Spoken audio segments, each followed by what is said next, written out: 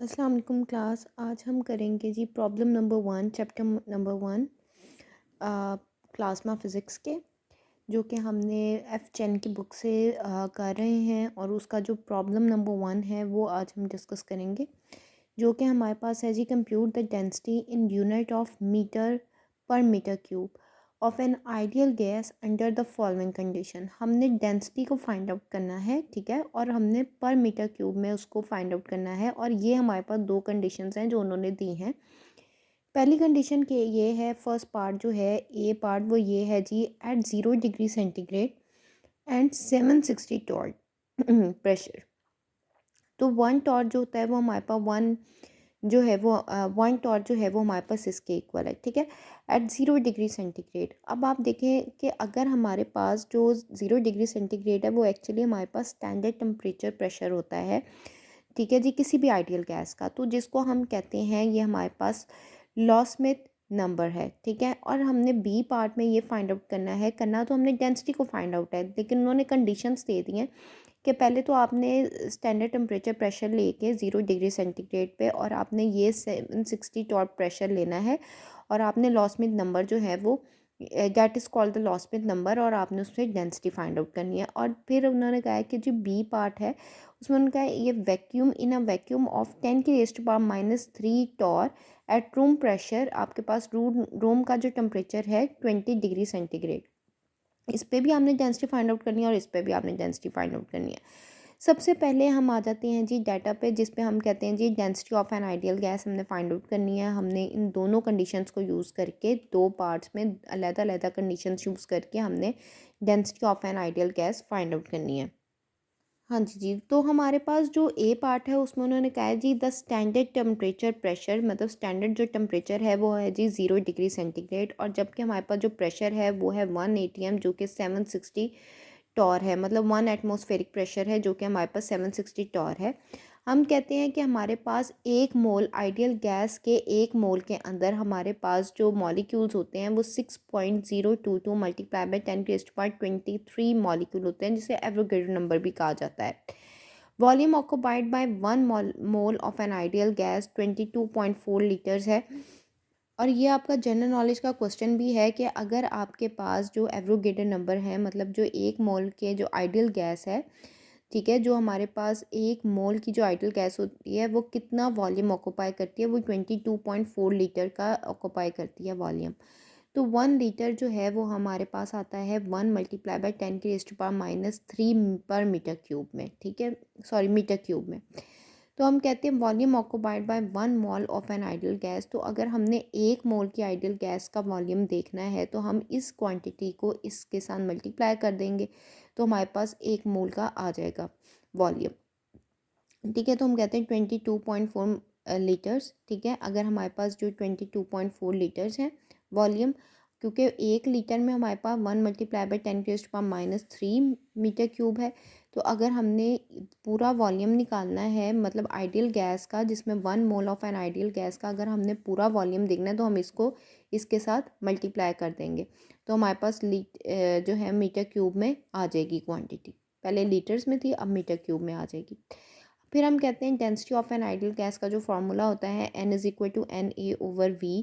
N A जो Avogadro number को multiply by कर देंगे आप वॉल्यूम के साथ, तो आपके पास डेंसिटी निकल आएगी आइडियल गैस की, जो हमने फाइंड आउट करनी थी फर्स्ट पार्ट में। तो अगर आप देखें तो ये एन आपके पास आता है 6.022 मल्टीप्लाई बाई 10 की power 3 divided by 22.4 multiply by 10 की पावर -3।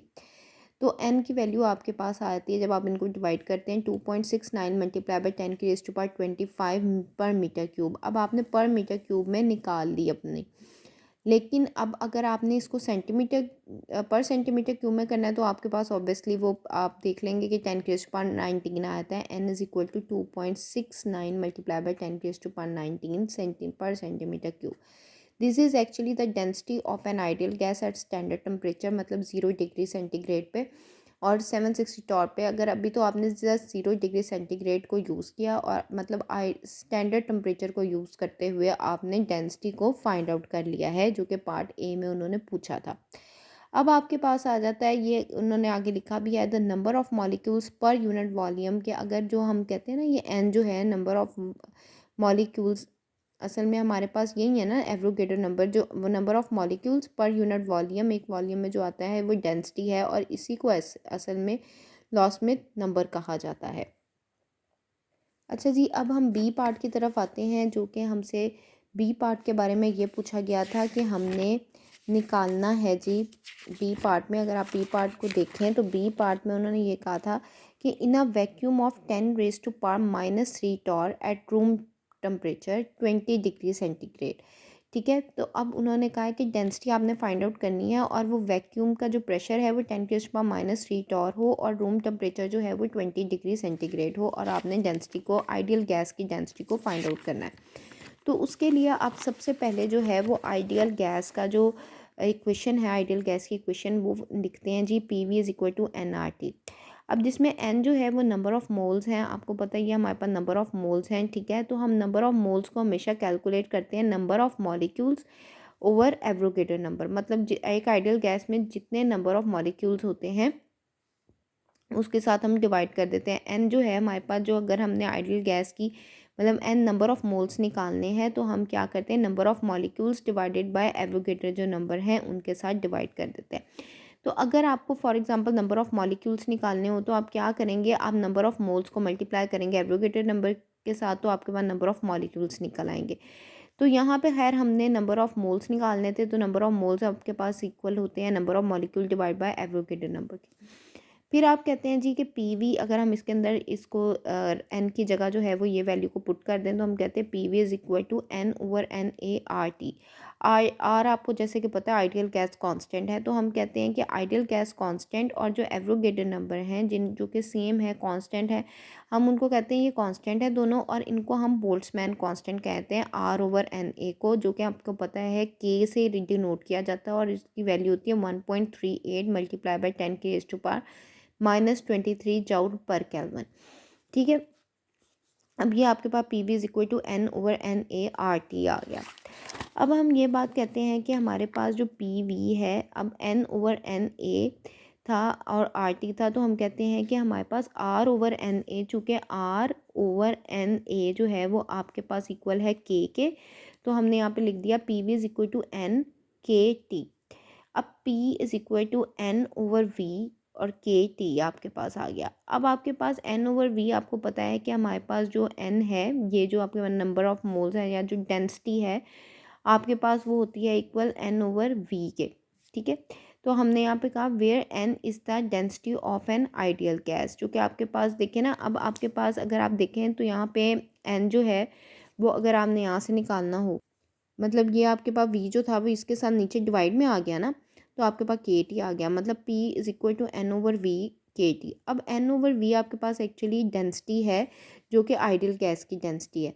ठीक है, density of an ideal gas आपने पीछे भी जब निकाला था तो आपने कहा था कि N जो है वो आपके पास होता है N/V के वॉल्यूम के, जो कि हमने लीटर्स में और पर मीटर क्यूब में किया था। ठीक है, तो हम कहते हैं ये हमारे पास n के इक्वल है, जो कि density of an ideal gas है। तो हम कहते हैं n जो है, अगर हमने यहाँ से n निकालना हो, डेंसिटी फाइंड आउट करनी हो, तो हम कहेंगे P/KT। ठीक है, फॉर डिफ्रेंशिएशन, अगर हमने डिफ्रेंशिएशन करनी है, मतलब हमारे पास जो पहला पार्ट था और दूसरा पार्ट था, पहले पार्ट में चूँकि 0 डिग्री सेंटीग्रेड और 760 टॉर्क प्रेशर दिया गया था, और दूसरे पार्ट में जो है वो हमें प्रेशर दिया गया था 10⁻³ और आपको साथ दिया गया था 20 डिग्री सेंटीग्रेड रूम टेम्परेचर। तो उन दोनों को डिफरेंट, पहले पार्ट और दूसरे पार्ट की डेंसिटी को डिफ्रेंशिएट करने के लिए हम पहले पार्ट की जो डेंसिटी है उसे N0 से कर देते हैं, जिसे हम कहते हैं N0 = P0/KT0, जिसे क्वेश्चन नंबर 1 कहते हैं, और N1 = P1/KT1 इसको हम कह देते हैं, जो कि क्वेश्चन नंबर 2 है। अब इन दोनों की रेशो निकाल लेते हैं। जब हम इन दोनों की रेशो निकालते हैं तो हमारे पास कुछ इस तरह से आ जाता है, 1 सेकेंड, हमारे पास कुछ इस तरह से आता है। हम इन दोनों को डिवाइड करते हैं, N1/N0 = P1/KT1/P0/KT0। अब N0 is the density in case A, मतलब पार्ट ए में, और N1 जो है वो डेंसिटी है जो कि केस बी में हमारे पास चलती आ रही है। अब हमारे पास के से कैंसिल हो गया, हमारे पास N1/N0 आ गया, जो कि P1/T0, मतलब ये T डिवाइड में था, ऊपर जाके मल्टीप्लाई हो गया, और P0/T1 आ गया। अब यहाँ से हम N1 जो कि आपके पास इस केस बी की डेंसिटी को, जिसको आपने फाइंड आउट करना है, ठीक है। तो N1 is equal to N0 P1 T0/P0 T1। अब आप इसमें प्रेशर भी पुट कर सकते हैं, दोनों टेम्परेचर भी पुट कर सकते हैं, N0 की जो आपने पहले डेंसिटी निकाली वो भी पुट करके आप N1 की वैल्यू को निकाल सकते हैं।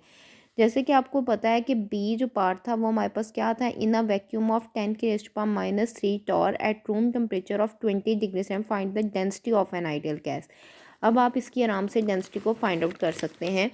जैसे कि आप देखेंगे डेंसिटी जो है आइडियल गैस की वो हमने फाइंड आउट करनी है। P1 आपके पास 10⁻³ टॉर था, T1 आपको 20 डिग्री सेंटीग्रेड बी पार्ट में दिया था, जो कि अगर आपने इसको केल्विन में चेंज करना है तो आप 273 के साथ प्लस करते हैं और आपके पास केल्विन में वैल्यू आती है। अब केस ए की बात करें तो वहाँ पे प्रेशर था हमारे पास 760 टॉर और T0 जो वहाँ पे टेम्परेचर था वो था 0 डिग्री सेंटीग्रेड। अब इसको केल्विन में करें तो 273 के साथ प्लस करके इसको भी केल्विन में कर लिया। अब हमने जस्ट वैल्यू को पुट करना है, पुट कर रहे हैं हम इक्वेशन में वैल्यू को। N1 इज इक्वल टू जो हमारे पास N0 की वैल्यू आ गई, ठीक है। फिर हमारे पास आ गई ये अगर आप देखें तो हमारे पास आ गई जी N0 की वैल्यू हमने लगानी है, फिर P1 T0 की।